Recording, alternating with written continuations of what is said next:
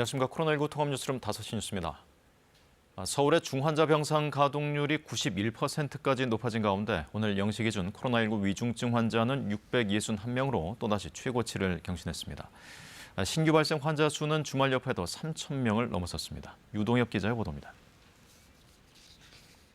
코로나19 위중증 환자는 하루 새 32명이 늘어난 661명으로 국내 발생 이래 가장 많은 수치를 기록했습니다.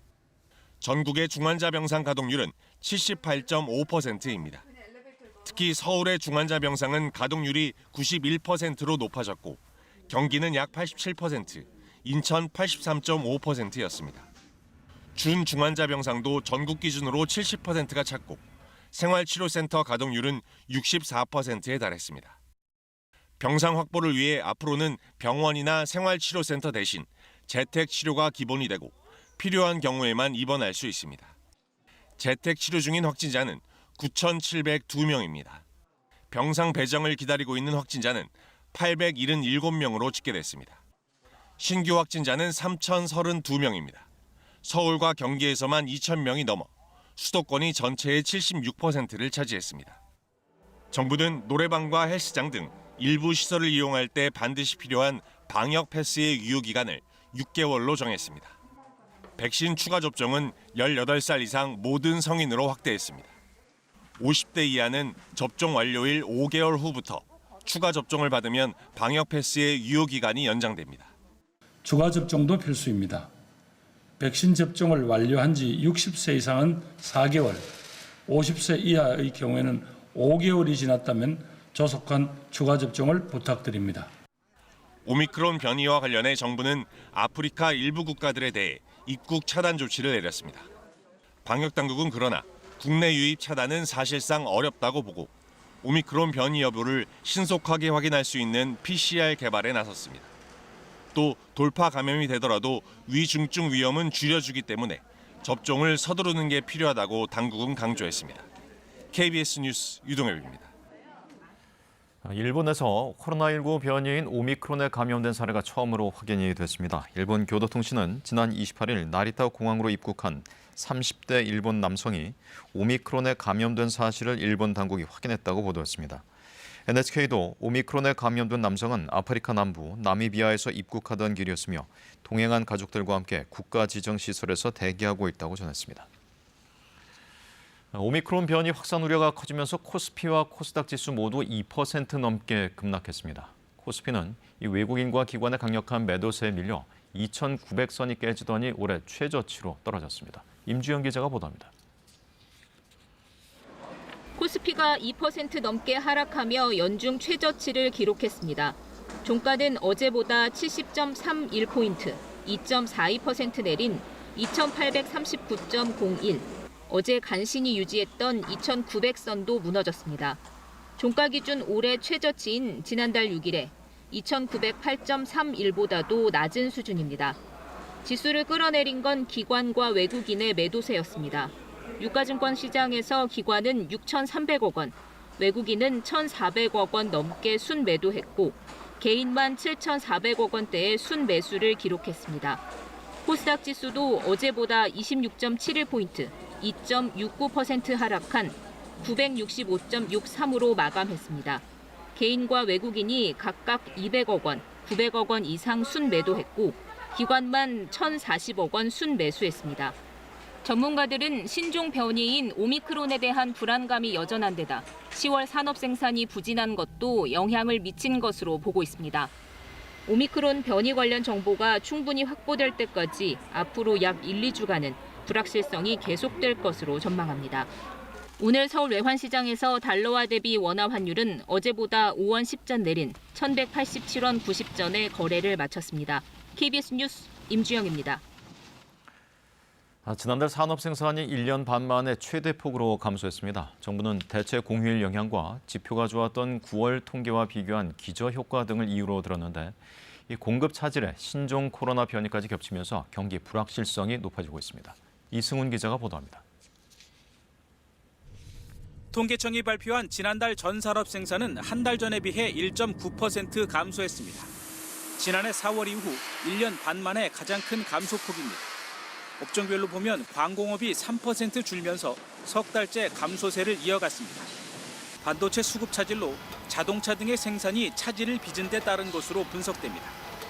백신 계약 물량이 전달에 몰린 데 따른 기저효과로 공공행정은 9% 가까이 감소했고 주가 하락에 금융보험도 2% 넘게 줄었습니다. 대면업종인 숙박 음식점은 4% 넘게 증가했습니다. 통계청은 10월에 대체 공휴일이 이틀이나 있었고 비교 대상인 9월의 지표가 워낙 좋았기 때문에 통계상의 기저효과도 나타났다고 분석했습니다. 조업일수 감소의 영향과 기저효과의 영향이 상당히 컸다는 점을 참작해서 봐야 할 것 같고요. 그렇다면 이번 달 숫자만으로 경기 흐름을 판단하기는 좀 이른 것 같다. 소비 지표는 0.2% 증가하며 두 달째 오름세를 이어갔습니다. 화장품을 비롯한 비내구재 판매는 줄었지만 의복을 비롯한 준내구재와 난방 가전 등의 판매가 늘었습니다. 정부는 수출 호조와 단계적 일상 회복에 따른 내수 여건 개선 등으로 11월 산업지표는 전반적으로 양호한 모습을 보일 것이라고 전망했습니다. 하지만 세계적인 공급망 차질과 물가 상승, 여기에 코로나 신종 변이 바이러스까지 겹치면서 경기 불확실성은 쉽게 해소되지 않고 있습니다. KBS 뉴스 이승훈입니다.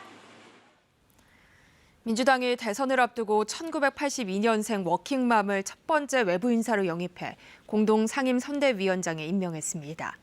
국민의힘 윤석열 후보는 이틀째 충청권을 방문 중인데 패식 논란이 일었던 이준석 대표가 오늘 하루 일정을 취소하면서 파장이 커지고 있습니다. 노태영 기자입니다. 민주당이 대선을 앞두고 인재 영입 1호로 조동현 서경대 교수를 발탁해 공동 상임선대위원장으로 임명했습니다. 조 선대위원장은 1982년생으로 육사를 졸업했으며 군사 안보 전문성이 있는 워킹맘이라고 민주당은 설명했습니다. 이재명 후보는 과거가 아닌 미래로 가야 한다면서 미래 산업의 중심인 항공우주산업 발전의 적임자라고 조 위원장을 소개했습니다. 반성을 넘어서서 책임을 져야 될 때가 됐습니다. 앞으로 우리가 미래로 나아가고 경제가 성장하고 공정한 질서가 유지되는 그런 사회, 합리적인 사회로 가야 합니다. 조동현 위원장은 일하는 정당과 지도자가 필요하다며 합류 배경을 설명했습니다. 이틀째 충청권을 방문 중인 윤석열 후보는 청주공항을 찾아 중부권 거점 공항으로서의 역할을 강조했습니다. 이어 우수강소기업 등을 찾아 지역 산업 발전에 관한 입장을 밝히고 청년 창업자와 청년 예술인 등을 만났습니다. 당 내에서는 패식 논란이 일고 있는 이준석 대표와의 불협 화음이 커지고 있습니다. 이 대표는 어젯밤 그렇다면 여기까지라는 SNS 글을 남기고 오늘 하루 일정을 전면 취소했는데 윤 후보는 이에 대해 잘 모르겠다, 후보로서 역할을 다할 뿐이라는 입장만 밝혔습니다. 하여튼 사무총장하고 통화를 했습니다. 그래서 좀 이유라든지 이런 거 좀 파악을 해보고 한번 만나보라고 얘기를 했습니다. 김기현 원내대표는 정확한 상황을 말씀드리기 어렵다면서도 대단히 안타깝고 죄송스럽게 생각한다고 밝혔습니다. KBS 뉴스 노태영입니다. 경찰관에게 수사 기밀을 넘겨받고 인사와 납품 청탁을 들어준 혐의로 은수미 성남시장이 재판에 넘겨졌습니다. 검찰은 공무원과 경찰의 조직적 유착이라고 밝혔는데 은 시장은 정치적이고 무리한 기소라며 반박했습니다. 최창봉 기자입니다. 검찰이 은수미 성남시장에게 적용한 혐의는 크게 세 가지. 2018년 자신의 선거법 위반 사건을 수사하던 경찰관에게 수사 기밀을 넘겨받고 인사와 납품 청탁을 들어줬다는 겁니다. 해당 경찰관의 지인을 성남시 팀장에 임명하고 이 경찰관이 요구한 업체가 성남시에 납품할 수 있도록 했는데 이 과정에서 직권을 남용하고 뇌물을 줬다는 게 검찰 판단입니다. 당시 수사팀장이었던 또 다른 경찰관이 지인을 사무관으로 승진시켜 달라고 하자 이 요구 또한 들어줬다고 검찰은 보고 있습니다. 이 밖에 당시 은 시장의 정책 보좌관이었던 박모 씨로부터 약 1년간 휴가비와 출장비, 선물 등 명목으로 467만 원 상당의 금품을 받은 혐의도 포함됐습니다. 검찰은 올해 3월 공무상 비밀누설 혐의 등으로 경찰관을 구속 기소한 데 이어 은 시장의 비리 혐의에 대해 계속해서 수사를 벌여왔습니다. 검찰 관계자는 경찰관들은 수사권을 사적으로 남용해 성남시의 각종 이권에 개입했다며 공무원들도 사건 처리를 청탁하거나 수사기밀 취득 등 편의를 제공받았다고 밝혔습니다.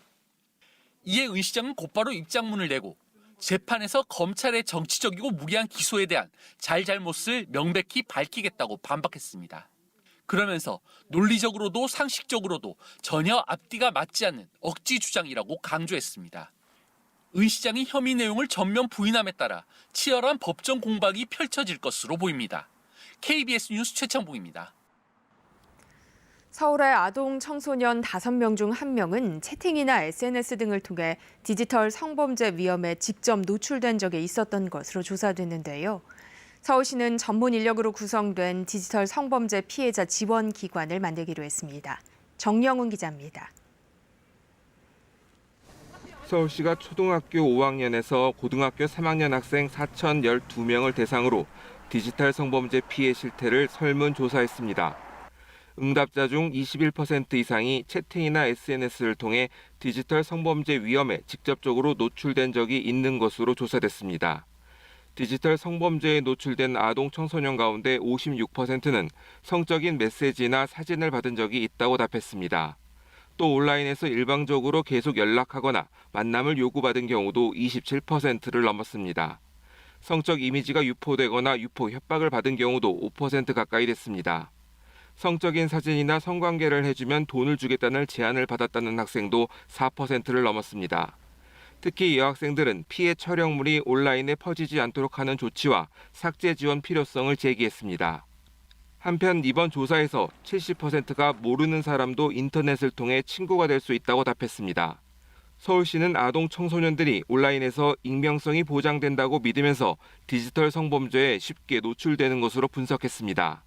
서울시는 이번 실태 조사 결과를 토대로 디지털 성범죄 피해자 통합 지원기관을 만들기로 했습니다. 예방과 상담, 삭제까지 15명의 전문 인력으로 구성됩니다. 특히 디지털 성범죄 피해자 전용 핫라인을 개설하고 고소장 작성과 경찰 수사 동행 등 찾아가는 지지 동반자 지원을 강화하기로 했습니다. KBS 뉴스 정용훈입니다. 유럽 지역에서 코로나19 오미크론 변이 감염자가 계속해서 늘고 있습니다. 포르투갈에서는 프로축구단에서 13명이 집단 감염된 사례도 나왔는데요. WHO는 오미크론 위험에 대해 경계를 하면서도 새 변이가 국가 간 이동 제한으로 이어지는 것을 우려했습니다. 파리에서 유원중 특파원입니다.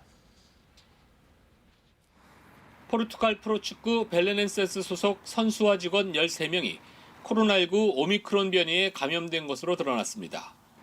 확진 판정을 받은 선수 가운데 남아공을 다녀온 사람은 1명뿐으로 지역 감염이 발생한 것으로 보입니다. 구단 대변인은 감염자 대부분이 경미한 증세를 보이고 있다며 다른 선수와 직원 44명도 격리한 채 검사 결과를 기다리고 있다고 밝혔습니다. 벨레넨세스는 지난주 초 17명이 코로나19에 걸려 9명의 선수로 경기를 치러야 하는 상황을 맞았습니다. Nós, mais regulamento, menos calendário, temos de ter todos noção que o que se passou aqui hoje foi uma grande vergonha. 스페인과 이탈리아에서도 새 변이 감염자가 나온 가운데 영국은 오미크론 감염자가 8명 늘어 모두 11명 발생한 것으로 집계했습니다. 신규 감염자들이 남아공 등과 직접적인 관련성도 없어 오미크론이 지역 내에서 번지고 있는 것으로 보입니다. We're learning more about this new variant all the time. But the latest indication is that it spreads very rapidly. 다음 달 12일 스위스에서 열릴 예정이었던 2021년 동계 유니버시아드 대회는 변이 확산 우려로 취소됐습니다. 50개국 약 1,600명의 대학생 선수들이 참가할 예정이던 대회가 불과 개최 2주 전에 취소된 겁니다. 한편 오미크론에 대한 위험을 경고한 WHO의 거브러여수스 사무총장은 새 변이를 빠르게 보고한 남아공에 대해 세계가 감사해야 한다며 아프리카 국가를 대상으로 한 여행 제한 조치에 반대 입장을 표현했습니다. 파리에서 KBS 뉴스 유원중입니다. 바이든 미국 대통령은 코로나19 새 변이 오미크론으로 인한 현 상황에 대해서 우려는 되지만 공황 상태에 빠질 정도는 아니라며 시간을 벌기 위해서라도 백신 접종에 나서줄 것을 호소했습니다. 새 변이의 성격을 정확히 파악하기까지는 적어도 2주는 걸릴 거라고 밝혔습니다. 워싱턴에서 이정민 특파원입니다. 코로나19 새 변이 오미크론에 대한 대책 마련을 위해 잇따라 긴급 회의를 가진 미국 백악관. 일단 현재 상황이 우려할 만한 일이지만 공황 상태에 빠질 정도는 아니라며 상황을 진정시키는 데 초점을 맞췄습니다. And we'll fight this variant with scientific and knowledgeable actions and speed, not chaos and confusion. We have more tools today to fight the variant than we've ever had before. 오미크론이 처음 발생한 남아프리카 8개 나라에 발령한 여행 제한 조치는 대책을 마련할 시간을 벌기 위해서라며 백신이 유일한 대책이라고 강조했습니다. 백신을 맞은 사람이라도 추가 접종에 나설 것을 강력히 권고했습니다. 기존의 백신이 새 변이에도 적어도 어느 정도는 보호 효과를 갖고 있다는 의료진의 판단을 근거로 들었습니다. There's no question that getting a booster will help strengthen people, protect them, and we will continue to project that out publicly. 다만 기존 백신이 오미크론에 대해 얼마나 효과가 있는지를 알려면 2주 이상은 걸릴 거라는 게 백악관 판단입니다. 그러면서 화이자, 모더나, 얀센 등 백신 제조사들과 비상계획 마련을 위해 협력하고 있다고 밝혔습니다. 이에 대해 모더나는 새 백신을 만든다면 내년 초쯤 내놓을 수 있을 거란 전망을, 화이자는 100일 내에 새 백신을 내놓을 수 있을 거라며 자사히 먹는 치료제도 효과가 있을 거란 입장을 각각 내놨습니다. 백악관은 추가적인 여행 제한 조치는 논의하지 않고 있고 봉쇄 정책도 생각하지 않고 있다고 밝혔습니다. 새 변이에도 일단은 마스크 잘 쓰고 백신 많이 맞는 게 급선무라는 겁니다. 워싱턴에서 KBS 뉴스 이정민입니다. 결혼을 하고 자녀를 낳지 않는 여성이 통계 작성 이래 최고치를 기록했습니다. 또 이들 가운데 절반 이상이 앞으로도 자녀 계획이 없다고 밝혔는데요. 가장 큰 이유로는 경제적 부담이 꼽혔습니다. 정지주 기자입니다. 1960년대 우리의 가족 계획은 이랬습니다. 합계 출산율이 6명, 정부가 산하 제한 정책까지 실시했습니다. 표어도 있었습니다.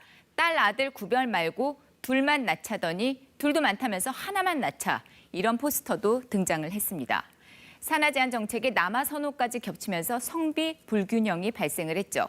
1980년대에는 여학생 짝 없는 남학생들이 생기기도 했습니다. 폭발적으로 불어가는 인구는 첨단 기술로도 막을 수 없습니다. 90년대 TV를 틀면 나오는 공익 광고였습니다. 21세기에는 꿈과 희망을 펼칠 수 있도록 자녀를 적게 낳자는 거였죠. 이제는 한자녀 시대입니다. 그리고 결국 저출산 시대를 살게 됐습니다. 여성 한 명이 평생 낳을 것으로 예상되는 평균 출생아 수가 합계 출산율인데요. 그게 지난해 0.84명이었습니다. OECD 회원국 가운데 최하위입니다. 2018년 처음으로 1명 아래로 떨어졌거든요. 그리고 쭉 이렇게 내리막길입니다. 여기에 더 심각한 지표가 나왔습니다. 가임 기혼 여성 가운데 자녀가 없는 경우가 14.5%에 달했거든요. 5년 전보다 3%포인트 넘게 늘었습니다. 특히 30대에서는 같은 기간 비중이 5%포인트 정도 급증했습니다. 통계청의 지난해 인구주택 총조사에서 확인된 결과인데 통계 작성 이후 최고치입니다. 무자녀 기혼 여성 가운데 절반 이상은 앞으로도 자녀 계획이 없다고 밝혔습니다. 5년 전 조사 때보다 15%포인트가 넘게 늘었습니다. 관련 통계 작성 이후 최고치라는데요. 이런 결과가 나온 이유가 있습니다. 지난달 결혼한 30대 직장인입니다. 그런데 남편과 상의 끝에 아이를 갖지 않기로 했습니다. 집을 마련하면서 대출을 받았는데요. 이거 포함해서 경제적 부담이 가장 큰 이유라죠. 경제적인 여건이 제일 걱정이 되어서 아이를 일단은 낳지 않는 걸로 정했습니다. 지금 이렇게 얻은 행복이나 안정을 그대로 웬만하면 유지하고 싶다 이런 생각입니다. 추가 자녀 계획을 가지고 있는 기혼 여성은 2015년 조사와 비교해서 26% 감소했고요. 자녀에 대한 추가 계획이 없다고 답한 기혼 여성도 87.5%나 됐습니다. 가임 기간 단축, 출생아 수 감소 등 출산율은 계속 악화되고 있으며 국민들이 낳지도 않고 낳을 생각도 별로 없는 상황, 심각한 상황이라고 볼 수 있겠습니다. 자, 그런데 아기를 낳기만 하면 저절로 크는 세상이 아닙니다. 그 양육비가 정말 어마어마한데요. 특히 사교육비 부담이 정말 커졌습니다. 자녀 한 명을 대학까지 졸업시키는 데 들어가는 비용이 3억 넘는다는 통계도 있었습니다. 이게 거의 10년 전에 이루어진 조사입니다. 물가 상승률 등을 고려하면 지금은 더 많이 들어갈 걸로 예상된다죠. 경제적 부담이 큰 이유입니다.